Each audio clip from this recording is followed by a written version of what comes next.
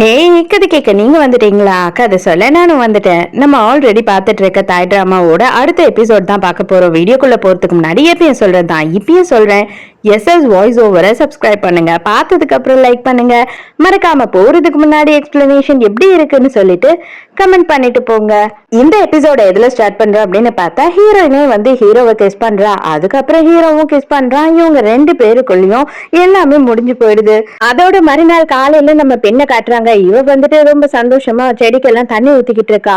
அப்ப என்ன நினைக்கிறா அப்படின்னு பார்த்தா, நம்ம ஹீரோவுக்கும் அவளுக்கும் என்கேஜ்மெண்ட் ஆகுற மாதிரியும் கல்யாணம் ஆகுற மாதிரியும் ஃபர்ஸ்ட் நைட் நடக்கிற மாதிரியும் குழந்தைங்களோட சேர்ந்து ஒன்னா வாழற மாதிரியும் கனவு கண்டுட்டு இருக்கா. அப்ப அந்த சைடு ராஜு வரான். வந்த உடனே என்ன தனியா நின்று சிரிச்சுக்கிட்டு இருக்க அப்படின்னு கேக்குறான். அப்ப உடனே இவ என்ன சொல்றா அப்படின்னா, நேத்து நைட்டு நானும் ஹீரோவும் எங்க அப்பா வந்துட்டு எங்களை டின்னருக்கு கூட்டிட்டு போனாரு அப்படின்னு சொல்லி ரொம்ப சந்தோஷப்படுறா. இதெல்லாம் கேட்கும் போது ராஜுக்கு ரொம்ப கஷ்டமா இருக்கு.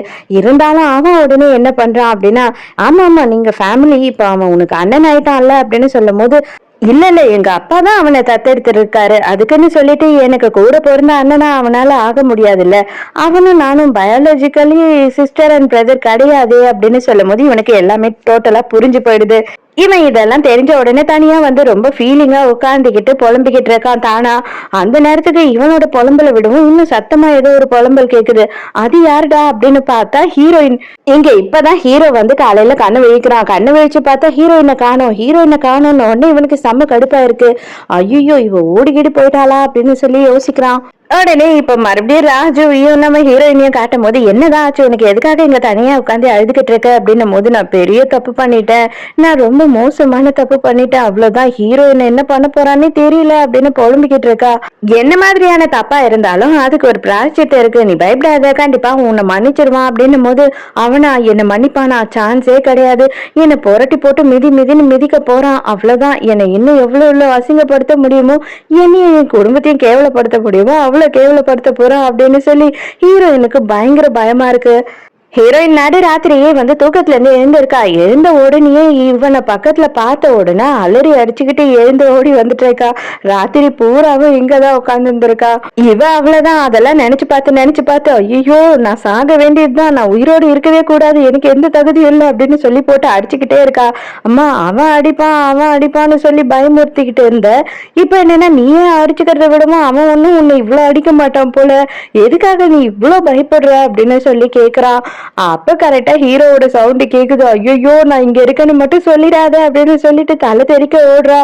ஹீரோ வந்து ஹீரோயினை பாத்தியா அப்படின்னு கேட்கும் போது ராஜு என்ன சொல்றானா, இல்ல நான் அவளை பார்க்கவே இல்லை, இப்போ நீ இருக்கிற கோவத்தை பார்த்தா உங்களுக்குள்ள எதுனா பிரச்சனையா என்ன, நேத்து நைட்டு அவ ஒர்க்கர்ஸ் கூட எல்லாம் சேர்ந்து குடிச்சிட்டா, அவனுங்க எல்லாம் வந்து இது ஜூஸ் தான் அப்படின்னு சொல்லி நம்பி ஏமாத்தி குடிக்க வச்சுட்டாங்க, தயவு செஞ்சு அவளை எதுவும் சொல்லாத, பாவம் அவ அப்படின்னு சொல்லி அவளுக்கு சப்போர்ட் பண்றான். அது கேட்கும் போது ஹீரோக்கு கொஞ்சம் கடுப்பாகுது. எங்க சேர்மனை காட்டுறாங்க.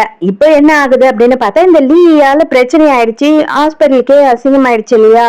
அப்ப இவன் என்ன சொல்றான் அப்படின்னா, கொஞ்ச நாளுக்கு நம்ம மீடியா கிட்ட தலையே காட்டக்கூடாது, அது மட்டும் இல்லாம சேரிட்டி ஒர்க் நிறைய பண்ணணும், 2-3 ஆபரேஷன் வந்து குழந்தைங்களுக்கு ஃப்ரீயா பண்ணி கொடுக்குறேன்னு நம்ம வந்து அட்வர்டைஸ்மெண்ட் பண்ணணும், நான் வந்து கொஞ்ச நாளுக்கு இங்க இல்லாம தலைமறைவாயிடுறேன், அப்ப இந்த ஹாஸ்பிட்டலோட சேர்மன் யாருன்றதே மக்கள் கொஞ்ச நாளுக்கு மறந்துடுவாங்க, கூடிய சீக்கிரம் ஒரு 2-3 வருஷத்துல பழைய நிலைமைக்கு நம்ம ஹாஸ்பிட்டல கொண்டு வந்துடலாம் அப்படின்னு சொல்லி அவங்க அப்பா அம்மா கூட பிளான் பண்ணிக்கிட்டு இருக்கான்.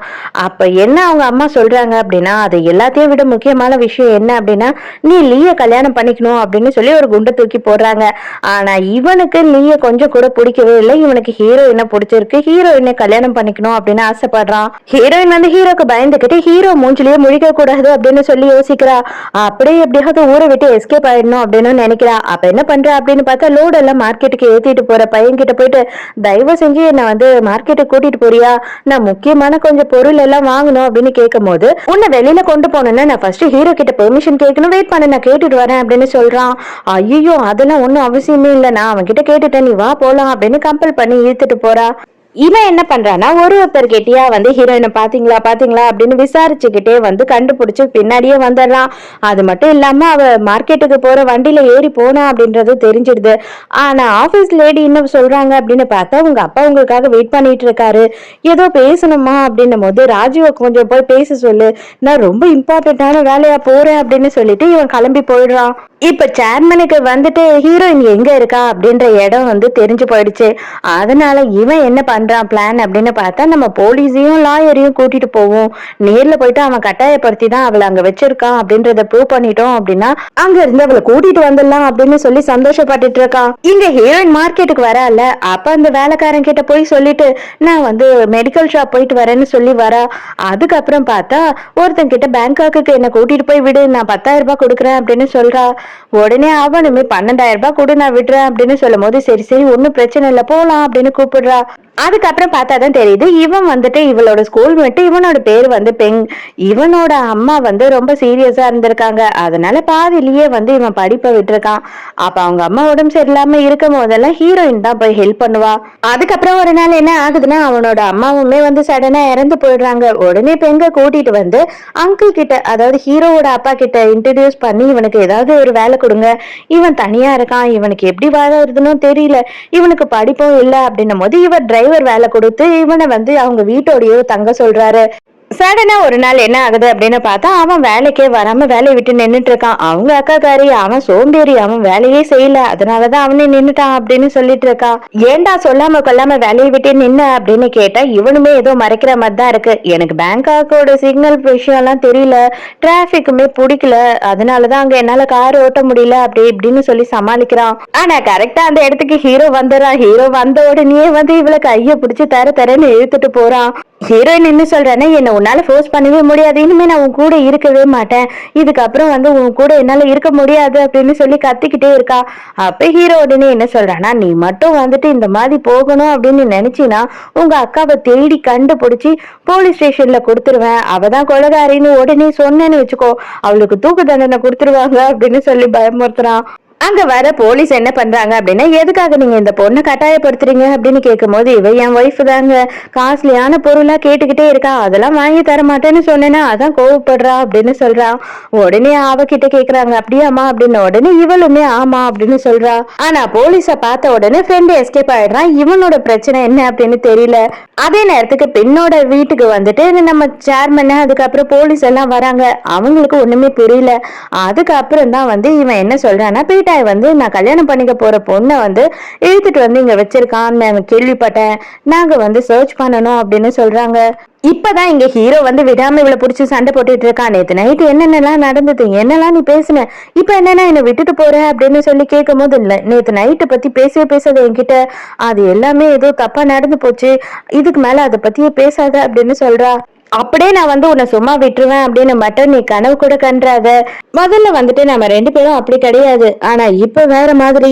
நம்ம 2 பேரும் பேருக்கு மட்டும்தான் அப்ப ஹஸ்பண்ட் அண்ட் ஒய்ஃபா இருந்தோம், லீகலி ஹஸ்பண்ட் அண்ட் ஒய்ஃபா இருந்தோம், இப்போ அப்படி இல்ல, இப்ப நேத்து நைட்ல இருந்து எல்லாமே மாறிடுச்சு அப்படின்னு சொல்றான். அது மட்டும் இல்லாம நீ வந்து என்ன நல்லபடியா பாத்துக்கிட்டு என்ன வந்து ஒரு ஒய்ஃபா இருக்கிற எல்லா பணிவடையும் செஞ்சுக்கிட்டு நீ எனக்கு சேவை செஞ்சுக்கிட்டு இருந்தீங்கன்னா மேபி நான் உங்க அக்காவை மன்னிக்கிறதுக்கு சான்ஸ் இருக்குல்ல அப்படின்னு சொல்றான். அது மட்டும் இல்லாம இன்னொரு முக்கியமான விஷயத்த நான் சொல்றேன், நல்லா தெரிஞ்சுக்கோ, இது வரைக்கும் வந்து எந்த பொம்பளையும் என்ன தொட்டதே இல்ல, நான் ஒரு கன்னி பையன், என்னோட கன்னித்தன்மையே உன்னாலதான் போயிடுச்சு அப்படின்னு சொல்றா. ஹீரோயின் அப்படியே பேன்னு பாத்துட்டு இருக்கா. ஹீரோயின் உடனே என்ன பண்றானா, நீ இது மாதிரி என்ன அடிமைத்தனமா வச்சுக்கிட்டு நீ இன்னமும் என்ன நம்பாம உங்க அப்பாவை கொலை பண்ணது நாங்க தான் நினைச்சுக்கிட்டு இருக்கல, அதுக்கு வந்துட்டு நான் அறுத்துக்கிட்டு உங்க எதிர்க்கே செத்து போயிடுறேன் அப்படின்னு சொல்லும் போது என்ன நீ பைத்தியக்காரத்தனமா பண்ணிக்கிட்டு இருக்க அப்படின்னு சொல்லி இவன் கத்திய கையில போடுங்கிறான். அப்ப கரெக்டா உள்ள வந்த சேர்மன் பாருங்க கத்திய வச்சு மிரட்டிக்கிட்டு இருக்கான், அவனை உடனே அரெஸ்ட் பண்ணுங்க அப்படின்னு சொல்லி கத்துறான். அப்ப லாயரும் போலீஸும் என்ன சொல்றாங்கன்னா, நீங்க கம்பல் பண்ணி அடிமைத்தனமா யாரையும் உங்க பக்கத்துல வச்சுக்க முடியாது, அதனால நாங்க உங்களை அரெஸ்ட் பண்றோம் அப்படின்னு சொல்றாங்க. யார கம்பல் பண்ணி வச்சிட்டு இருக்கா, அவ என்னோட ஒய்ஃப், அவ என் கூட இருக்கா, நாங்க 2 பேரும் லீகலி ஹஸ்பண்ட் அண்ட் ஒய்ஃப் அப்படின்னு சொல்றான். எல்லாருக்குமே செம ஷாக்கு ஊர்க்காரங்களுக்கு. ஆனா சேர்மனுக்கு தான் தெரியும் இல்லையா. அதே டைம்க்கு கரெக்டா பின் வந்துட்டு ஹீரோட வீட்டுக்கு வர இவளுமே இதை கேட்டுறா. இதை கேட்ட உடனே அவ்வளவுதான் அவளும் செம ஷாக் ஆயிடுறா. அப்ப உடனே வந்துட்டு சேர்மன் என்ன சொல்றான் அப்படின்னா, நீங்க 2 பேரும் வந்து பேப்பருக்கு தான் ஒய்ஃபாவும் ஹஸ்பண்டாவும் இருக்க முடியும் அப்படின்னு சொல்றான். அப்படியா சொல்றீங்க? அப்பனா அத வந்து உண்மையான அவகிட்டயே கேளுங்க. நாங்க பேப்பருக்கு மட்டும்தான் வந்து ஹஸ்பண்ட் அண்ட் ஒய்ஃபா இருக்கோமா? இல்ல நாங்க உண்மையாவே ஹஸ்பண்ட் அண்ட் ஒய்ஃபா இருக்கோமான்னு கேளுங்க அப்படின்னு சொல்லும்போது, இங்க பெண்ணோட ஆன்டி இந்த மாதிரி ஒரு கேவலமானவன நான் பார்த்ததே இல்ல அப்படின்னு சொல்லிட்டு காண்டா அங்கிருந்து போயிடுறாங்க. அப்ப சேர்மன் உடனே என்ன சொல்றாங்க, நீ பயப்படாத. எதா இருந்தாலும் வந்து இதுக்கப்புறம் பாத்துக்கலாம். நீ உண்மைய மட்டும் சொல்லு அப்படின்னும் போது ஹீரோயின் என்ன சொல்றானா, இல்ல இல்ல நாங்க 2 பேருமே பிடிச்சுதான் ஒண்ணா வாழ்ந்துகிட்டு இருக்கோம். நாங்க அத முடிவு பண்ணிட்டோம். எனக்காக நீ இவ்வளவு வருத்தப்பட்டு இங்க என்னை காப்பாத்தணும்னு நினைச்சு வந்ததுக்கு ரொம்ப தேங்க்ஸ் அப்படின்னு சொல்லிடுறா. அப்ப பெண்ணோட அப்பா என்ன சொல்றாருன்னா, இப்போதைக்கு வந்து யாரும் யாரையும் கட்டாயப்படுத்தி இங்க வச்சிடலன்னு உங்களுக்கு தெரிஞ்சிருச்சு இல்லையா, நீங்க எல்லாம் இங்க இருந்து கிளம்பலாம் அப்படின்னு சொல்றாரு. அவங்க எல்லாரும் அங்க இருந்து போயிடுறாங்க. மரியாதையா நீங்க 2 பேரும் வந்து எனக்கு விளக்கம் இதுக்கு கொடுத்தே ஆகணும் அப்படின்னு சொல்லிடுறாரு. அதுக்கப்புறம் என்ன ஆகுது அப்படின்னு பார்த்தா, ஹீரோ வந்துட்டு போயிட்டு மொத்த கதையும் சொல்லிடுறான். அதாவது வந்து இவன் மேலேயும் இவ அக்கா மேலேயும் எனக்கு எங்க அப்பாவை கொலை பண்ணிருப்பாங்களோன்னு சொல்லி சந்தேகம் இருக்கு அப்படின்னு சொல்றான். அப்போ உடனே இவர் என்ன சொல்றாரு அப்படின்னா, உனக்கு சந்தேகத்துக்காகவும் ஒரு சொத்துக்காகவும் வந்து ஒரு பொண்ணு இந்த மாதிரி டார்ச்சர் பண்ணணும் அப்படின்னு நீ நினைக்கிறதே பெரிய முட்டாள்தனம். என்னைக்குமே வந்து மனசுல வந்து பகையை வச்சுக்காத. அது உன்னைய நிம்மதியா வாழ விடாது, அடுத்தவங்களையும் நிம்மதியா வாழ விடாது. இது வரையில அவ வந்து இந்த மாதிரியான காரியத்தை பண்ணிருப்பா அப்படின்றதுக்கு உன்கிட்ட ப்ரூஃப் இருக்கா அப்படின்னு கேட்கும் போது எதுவும் இல்ல அப்படின்னு சொல்றான். அப்பனா வந்து அவளுக்கு ஒழுங்கு மரியாதையா டிவோர்ஸ் கொடுத்துரு.